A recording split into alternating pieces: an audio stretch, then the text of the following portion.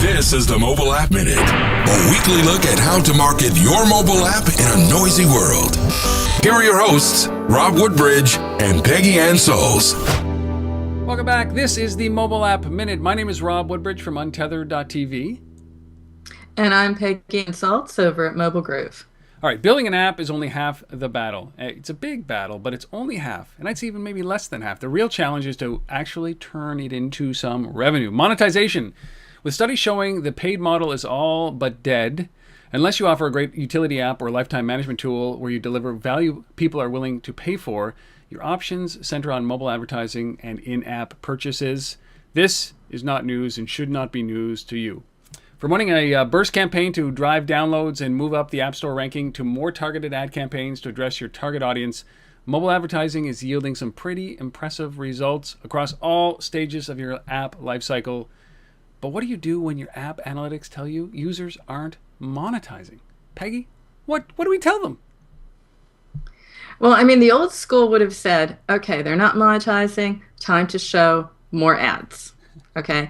But that's the way to, get people to interact with your app, do whatever, interact with your advertising, buy stickers, whatever it is you're doing to make money with your app. And I say old school because there's a limit to how many ads you can show and when you need to show them. And this is also something that I'll get to in this show, some new thinking about this, but it's also something that I covered in Apponomics, the book I wrote in partnership with InMobi. And in particular, I'm thinking here of a really important section that is still very pertinent today, all about the 7 deadly sins regarding advertising. What do you do? When do you do it? What do you avoid? And it's a bit of a crash course. I think it's important. It's a cheat sheet, as I said, the 7 deadly sins of mobile ad monetization. And the one to watch here is exposure to ads, because exposure to ads doesn't necessarily mean you make more revenues. And to your point, if they're not monetizing, you have to think of a different strategy. It's funny, Peggy, you said old school. I know that mobile advertising is not that old, but we're already looking for new thinking here. What is it? What is the new thinking here?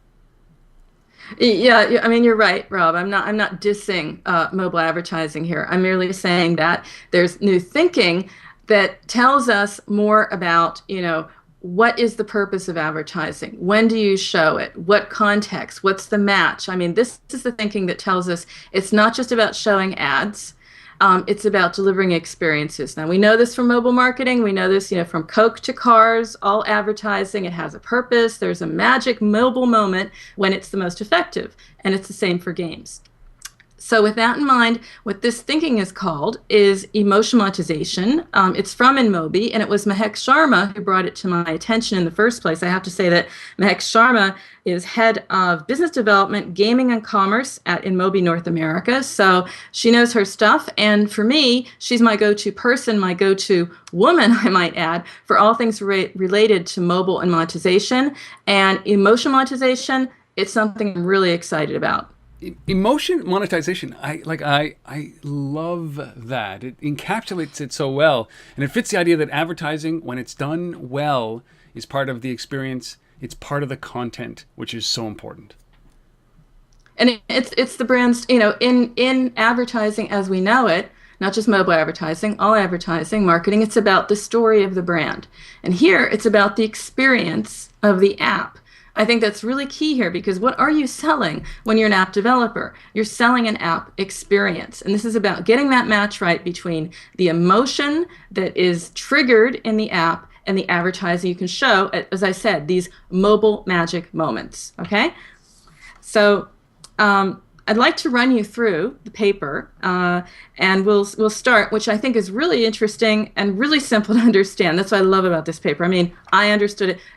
People I showed it to who know nothing about apps, they all understood it. They got it, because we're looking at a roller coaster ride. It's a journey, right? So we have the roller coaster ride that helps developers make the match between the kinds of advertising they need to show and when to show it. So in a nutshell, context. And and we're also understanding that it's not just about the banner. I won't say the banner's dead, but it's way beyond the banner. There are other formats to consider. And there are different emotional states that mark this app journey and different advertising you need to show. So What you're not seeing, incidentally, in the paper is what happens when the user enters your app. All right? Because that's a time when I feel you shouldn't show any ads at all. But what you do need to be doing is communicating to tell them how to use the app, what are the benefits of the app, what are the features of the app, and what you can expect from the app. I think that's really important. It's not here, but I just want to say that to preface this, okay? So let's look at it. When there's a long wait, for example, that's a great place to show a playable ad. And a playable ad is a 20 to 40 second interactive ad that also allows the user to test drive an app before downloading it. And InMobi has found, interestingly enough, that playable ads are a perfect match to monetize users during long waits and deliver up to 275% better performance than more traditional ad units.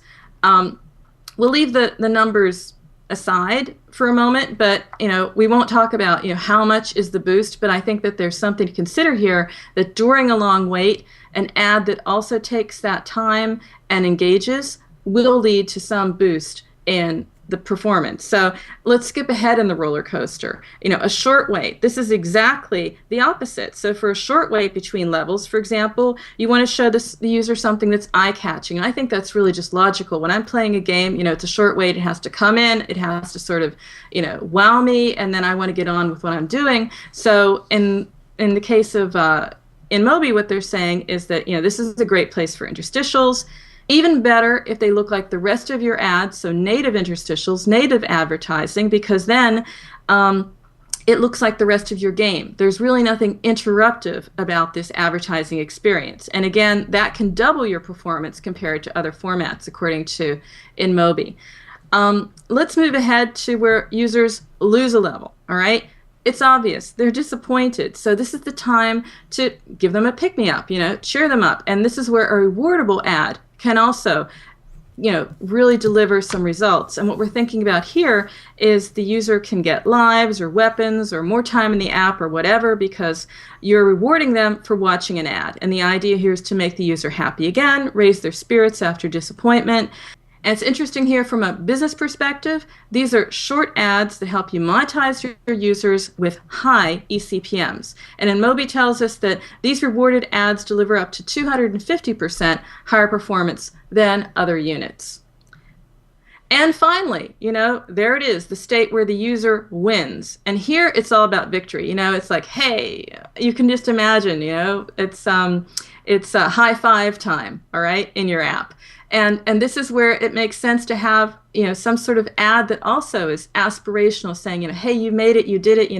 Don't want to steal a line here from Nike, but just do it, that sort of thing. You just did it, and it's here that you want to show something that celebrates that moment. And Mahak tells me, interestingly enough, that it's here that also an ad for something aspirational, maybe cars for guys, maybe clothes for girls. I don't want to be stereotypical here, but an Amazon ad, an e-commerce ad, showing you some sort of luxury goods. That's a good time for it because I guess it would make sense. You feel as if you can do anything, and I guess you feel that you can buy anything as well.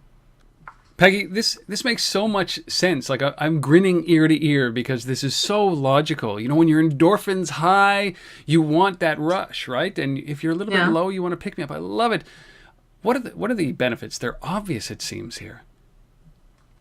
Well, I think one is that, what we're hearing out there is that advertising, if it's interruptive or just plain dull, we sort of turn off to it. So this is variety is the spice of life here. It's livening up your app. You have different formats. You have different approaches at different moments.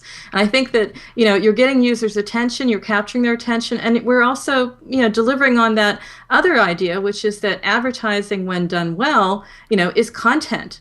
And is contextually relevant and downright interesting. I mean, I personally love some of the commercials I see. I remember them. I mean, there's some awesome Axe commercials for guys that just make me laugh. And I think this is the same thing here. I mean, it's a way of making advertising part of the experience. Well, this is just good business sense, isn't it? This simple logic that you just walked through from InMobi. These can be ads with impact that mean high eCPMs, and we're not talking about silly little banner ads that have no context. This is business sense. Absolutely. I mean, as I said, it's not a turnoff, so it's getting your attention. You know, there's an activity, there's an interaction going on here, and you mentioned business, Rob. So let's talk about the numbers. So if you're getting $5 to $6 at the normal game level, and you insert a video, you can count on getting up to $20 with this video ad, and that's what actually InMobi has seen and reports in the white paper. Don't forget to come back next week for our next episode.